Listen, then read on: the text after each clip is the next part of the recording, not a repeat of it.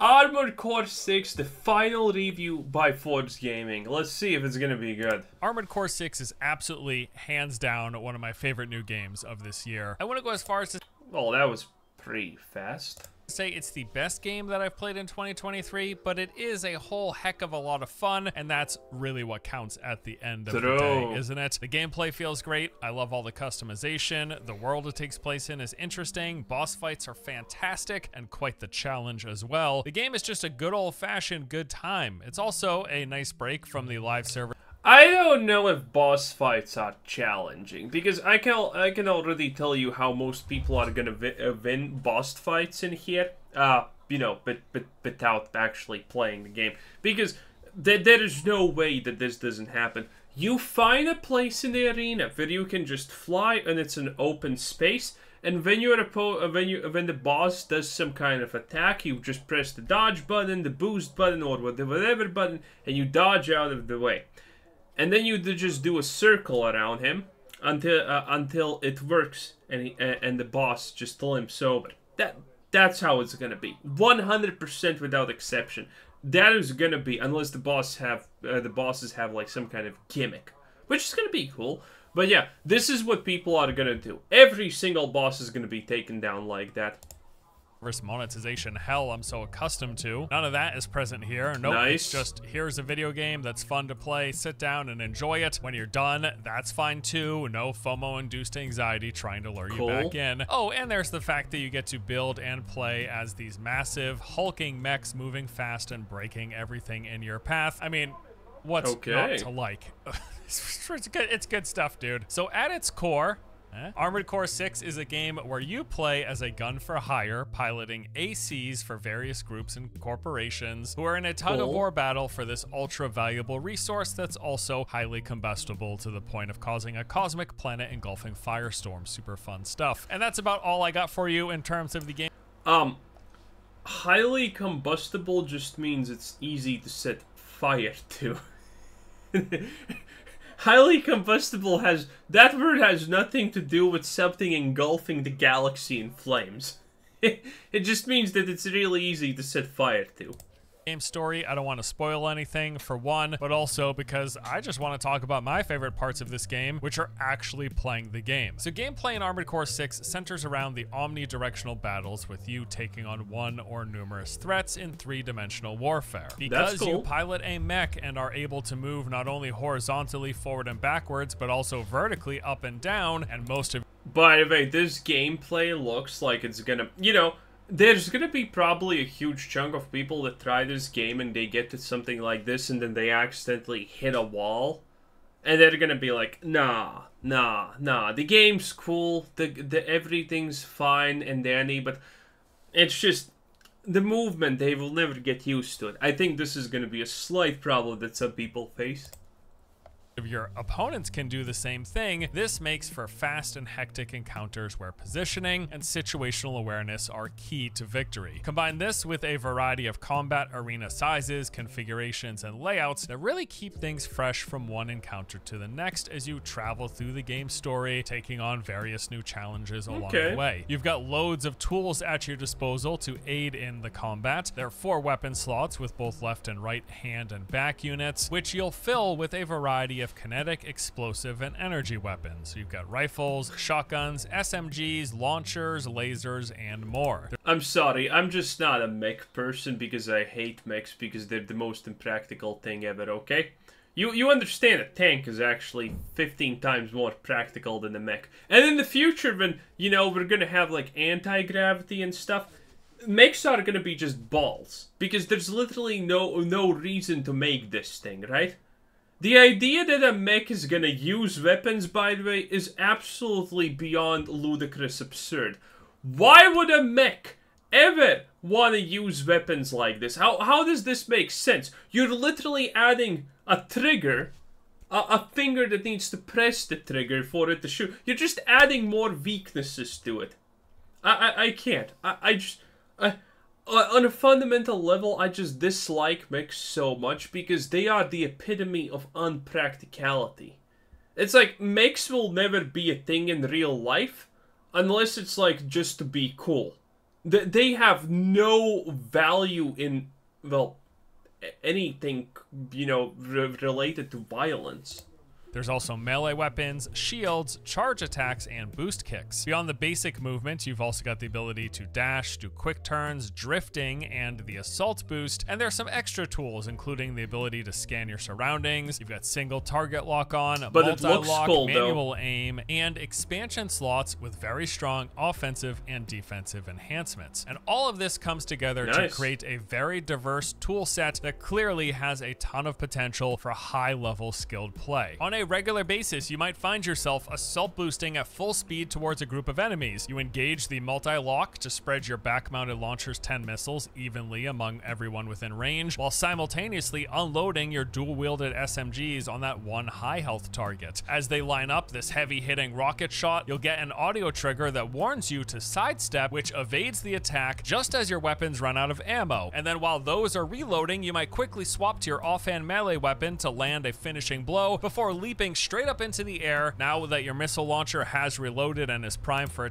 Okay, that does sound cool. attack, firing one final volley off on whoever is left. All of this happens within the span of 5 to 10 seconds while playing the game on a regular basis. It is just fantastic. Combat feels smooth and responsive. The sounds are chunky. Movement is fluid. While speed and maneuverability do vary depending on your particular AC build, even the slower ones like the tanks do feel really good to maneuver. Wow. The moment-to-moment act, dude, that looked absolutely awesome. Let's check that again, bro. Good to maneuver. That's a big boy. That's nice. I actually like this a lot because it's more practical. The moment-to-moment act of playing Armored Core 6 is simply satisfying. It clearly rewards good and proper play, and it has a lot of variety. This is especially highlighted in my second favorite part of this game, which are the boss fights. While I cannot say how these compare to prior Armored Core titles, as the last time I played one, which I'm pretty sure was the first game, was all the way back in the late 90s. However, as this is a FromSoft title and I am experienced with those, I can say that the boss fights feel very similar in structure and design to what I'm accustomed to from the Souls franchise. Bosses have very particular movement and attack patterns. They have these motions they go through, with telegraphed attacks and phases that have distinct animations and tells. They can also be very, very challenging. A handful of the main Well, I mean, that's what everyone expects from this game. Yeah, it's not gonna be a walk in the park. If anyone watches this and hopes that this is gonna be a walk in the park, you have not been paying attention. Bosses that I encountered took me well over an hour of trial and error learning before I was finally able to defeat them. Either because I wasn't reading the attacks properly, I wasn't learning the boss animations fast enough, or not. And since I am a Lost Ark player, I just want to do my God-given duty to remind everyone who plays Dark Souls and thinks, whoa, this boss has 4 movesets. It's so is an idiot. You have not even played a hard game, okay? Dark Souls should be a walk in the park, okay?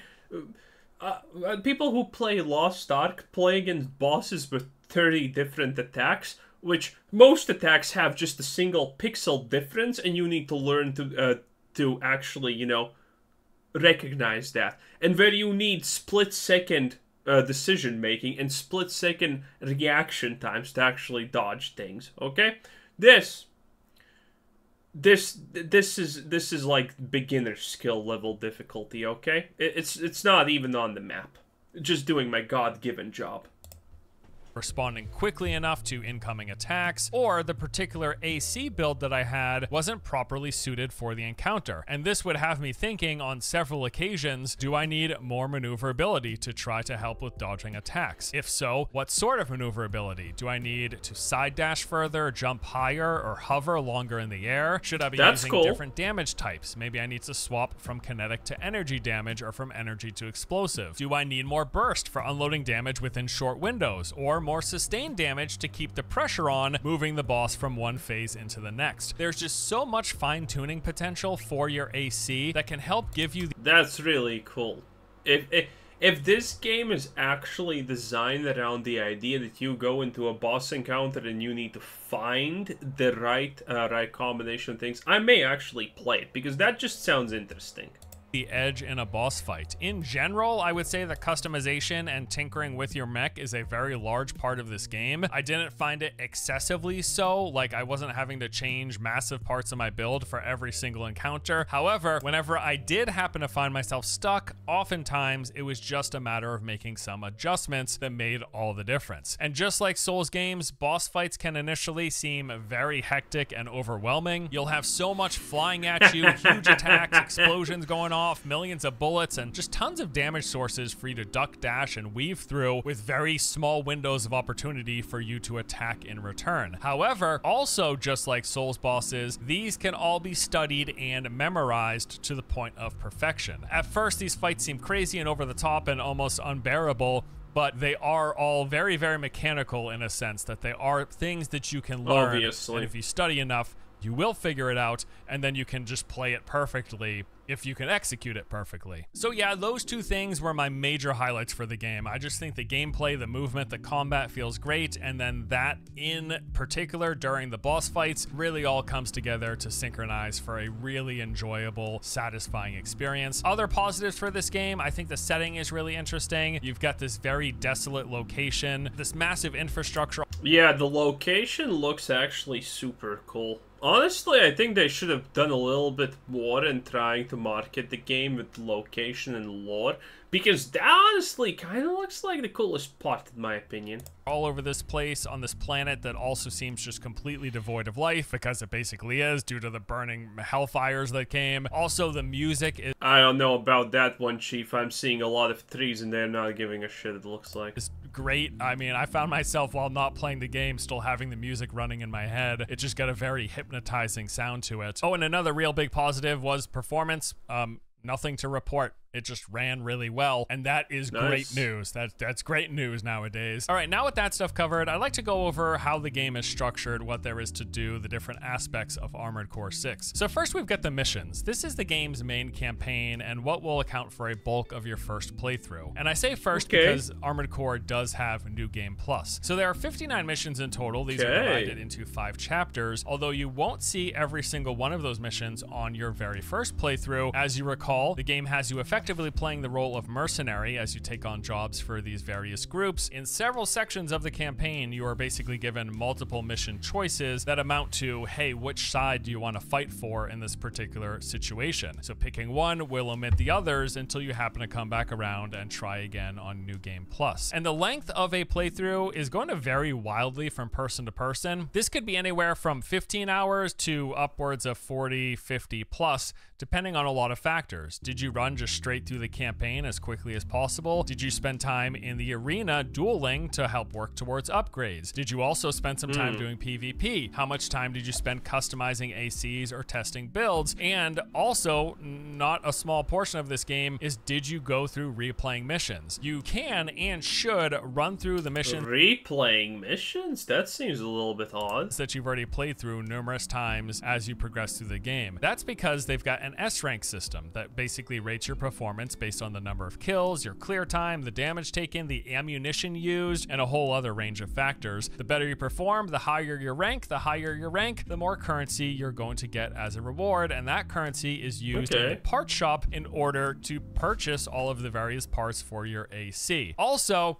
it's just plain old fun to run through these missions again. They were clearly designed in a way to be played over and over again, because as you progress and you unlock new ACs, new weapons, passive skills, and open up different play styles, it's a lot of fun to take that stuff and then go back through missions trying to optimize how you play. And I gotta say, the missions in this game vary wildly in size. Some are as simple as load in and fight a small group or even a single enemy. Others are more expansive, and they having you move through larger areas, up or down vertical mines, and going up, climbing up towers, completing objectives, or taking out targets. Some of them are just straight up boss fights. Every single mission in the game that you go through can be replayed, and it's likely that you will want to replay them over and over again as you try to perfect your performance and hit those S ranks. I mean, you could just sit there replaying the same mission for 5 hours straight, just trying to get better and better, use the least amount of ammo, perfect your positioning and your movement, how you take on the objectives, how you take on each of the encounters. It is one of those games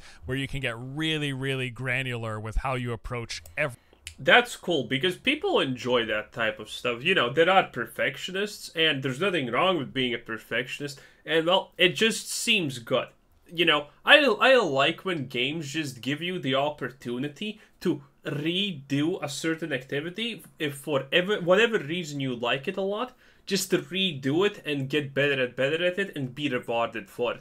I think it's great when developers just add some of those something like that. It's kind of small, and a lot of people don't appreciate it, but I really, really like stuff like that. Every single one of the 59 total missions that are in the game. So, yeah, that could add a ton of time to your initial playthrough. They've also got things like the training mode. This is essentially an extended tutorial that teaches you more complex combat mechanics and maneuvers, along with introducing you to the different variety of AC types. There's the AC test, where you can test one of your builds versus AI enemies, just a mix of like the bipedal and tetrapod MTs, drones, as well as facing off against other ACs. Then there is the entire AC design portion, which is a huge part of this game. Tons of customization. There's loads to do. So you've got the unit, which includes your right and left arm, as well as right and left back. There's the frame itself, which is your head, core, arms, and legs. The inners, which account for your boosters, FCS, and generator. And then finally, the expansion system, which is kind of like limited use ultimates for missions. Big, powerful That's cool. Temporary boost for your character. So as you play through the game, you unlock more weapons, frames, and inner components as you continue to progress. These come from various By the way, if they don't have a cyberpunk style anti-gravity thing that picks up opponents' bullets and missiles and fires it back at them, I'm gonna be disappointed. Manufacturers within the game, and the more you play, the more build and playstyle variety there is to choose from, all of which is around balancing your movement, your firepower with the various loads, your equipment load and your energy load. There's tons of other customization. There's cosmetic customization, as you can change the color of your mech, add decals. You can even make your own decals in the image editor. That's cool. That's going to be monitored for what you expect from that. And there's all you know what it is, boys. You know how it's gonna be. It's life. Also the AC data system, where it basically lets you save loadouts for different purposes. This could be as simple as you might have one lightweight, one medium, and one heavy AC build, or you can go way more granular, mixing and matching the different components and weapons for various situations. They actually have 40 save slots per user, and then 4 user tabs. So there are a lot of save slot options for you to have all sorts of different ACs for whatever you want. The part shop is where you go to buy and sell these various individual parts for your AC. It is worth noting that every single part has the exact same selling and buying. You know what I don't like about this? This is why they have, by the way, some kind of training ground and testing thing. Because, well... Oh, they have a play video button. Oh, that actually saves it, because these descriptions on these things don't matter. They're literally fluff, honestly. You know, this is lore more than actual description. And the part specialization, attack power, impact, total rounds, weight, NL load. Like, none of this matters. None of this matters. You actually need to see in action what they do, and they actually added it. Look at this. There is a play video. And that's important. That's actually a huge thing. Because if you... A sword is a sword, right? You know you're gonna swing that bitch around. But this... What do you think is a GVLN beta? Detonating missile launcher. What is a detonating missile? Don't all missiles detonate? But when you have a play button where you can actually see how it looks and what it does, that is huge. This is absolute super mega ultra dub. buying price. So if you're looking for a particular new weapon, for example, but you're short on cash, you could sell something that you don't use and then just buy it back later when you have more money. There's no penalty for doing so. They just let you freely exchange currency for weapons back and forth. And another thing that I really liked in this game was the arena system. So these are basically duels where you face off against other ACs that are AI, starting off in F rank and then moving your way all the way up. And I gotta say, as I was going through and doing this, for one, it's just a... Look at them. They're both just going in circles. They might as well be standing still. Good challenge to do some like 1v1 versus another AC, even if it is just AI. Some of the names and call signs made me legitimately chuckle. I don't know, I got a kick out of this. Like, the first enemy AC in the F tier that you go up against is called Mad Stomp. The call sign is Invincible Rummy, and I just thought that was comical because he's the first AC. It's hilarious that his call sign is Invincible, because you pretty much crush him on immediately. And then there was also like Candle Ring, call sign Ring Freddy. I don't know, a bunch of the other, there was one called Milk Tooth. I just got a kick out of these names. I thought it was really funny to have these big imposing mechs with names like Candle Ring and Milk Tooth. I don't know, I just thought it was funny. So going through these arenas is pretty important because the first time you defeat someone in one of these duels, you are rewarded OST chips, and this is what you use for the game's upgrade progression system. This is the OS tuning. It's broken up into various categories. Just call it euros. Everyone knows that's the future. So first there is the systems unlock, and this actually gives you access to entirely new mechanics. There's the boost kick, which is a high velocity kick that can be used in conjunction with the assault boost, deals a ton of damage. The weapon bay that lets you replace the shoulder weapons with hand weapons. So for example, you can be dual wielding, say, SMGs and then have a sword mounted on your shoulder rather than just like missile launchers, for example. This opens up a whole lot more variety and combination potential. Weight control lets you start a mission with an overburdened AC, so you can just really bump up the weight but still start missions if you just want to be a heavy hitter. You can unlock manual aiming, which is pretty huge, as well as quick turn that allows for snap turns to side or rear. There are the core expansions. These are sort of like the ultimates in the game. There's assault armor, pulse armor, terminal armor, and pulse protection. These are temporary, very strong buffs that are both offensive and defensive. There are the attack controls. This just increases damage for your kinetic, explosive, and energy weapons. There's one for melee and direct hits, and you can also unlock faster access speed, which is just like hacking when you're in certain points of interest. And then the final tier of OS tuning is damage control. This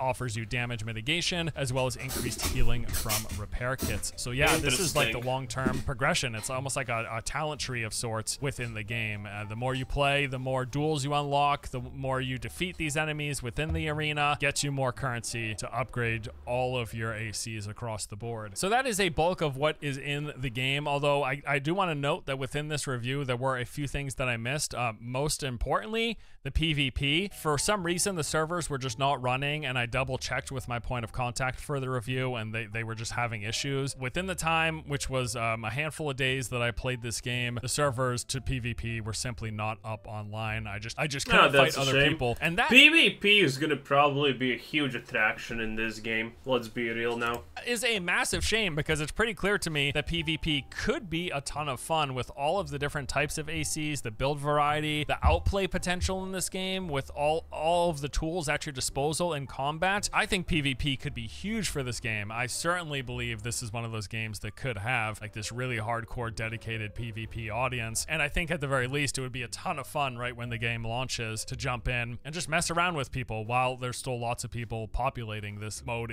of the game. So I'm looking forward to trying this out once Armored Core 6 officially releases. And then also, I just haven't had enough time to go through and play the New Game Plus. I do know it exists. I just haven't experienced it personally up until the point of doing this review. Hey, I mean, just playing the game, even replaying the same missions over and over again has been a lot of fun. So I'm curious to see what New Game Plus brings to the table to make that even more interesting and add more variety. While I am overall overwhelmingly positive on this game, I totally recommend it. There are a few negatives that I want to point out, although I also don't think they're that big of that doesn't seem like a lot considering it's the last 2 minutes of a deal. For one, I would say it seems like it's a bit of a compact experience, especially if you do not intend to play New Game Plus. Like I said, it could be as short as 15 to 20 hours. So I don't know if this... Oh yeah, we knew this already. We knew that this game is not gonna be like a, you know, Dark Souls or Elden Ring type of amount of content.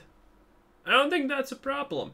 This is going to be a game that a lot of you will likely still be playing 1 to 2 months from now. On the other side of that, I don't think that's necessarily that big of a deal. Not every game has to be 100, 1,000 hours worth of entertainment. I'm totally happy with what I've played even just so far of AC6. Another negative would be that some of these missions feel so short as to be unnecessary. Like there are some missions that are just fighting a single elite enemy, which could amount to like 30 to 60 seconds grand total. Or there's even a few missions that are just like... That actually is kind of like a little bit like fight a handful of basic enemies, which also can be easily under 60 seconds for you to complete. On the flip side of that, though, replaying missions for the perfect execution is clearly a big part of this game, so it's okay that they have a variety of encounters. Wait, are we gonna get speedruns for missions in this game? Do you think that's gonna be a category? Types, so you could keep replaying the 60-second mission and try to shave that time down to 25 seconds or whatever eventually. You know, you're trying to perfect these runs and trying to get those S ranks. That is why the entire replay mission system is its own separate portion of the game. And then the last negative I would say is just kind of like a personal thing. I would have loved, like, if you took this game's systems, its combat, its world, its setting, the enemies, the boss encounters, you took everything about this game but just got rid of the mission stuff and made it like more, it doesn't have to be an open world game, but made it more open world. Like I would have really enjoyed a more expansive setting. There are some larger levels, but for the most part, everything is pretty contained. Everything is pretty on rails. And I just have this vision in my head of, core fans are gonna hate this, but like Armored Core, Elden Ring.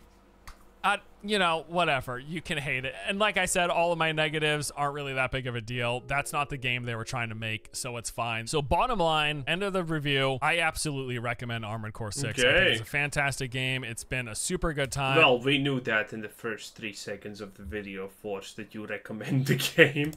I've had a lot of fun, and I want to keep on playing, and I probably would just keep on playing for the next week or two if it weren't for Starfield coming out and the fact that I'm going to be working on that review as well. It's gonna be a disaster. Oh, but yeah, I really like this. I'm gonna keep plugging away. I can't wait to check out the PvP. I can't wait to go through New Game Plus. Well, that's Force Gaming's review.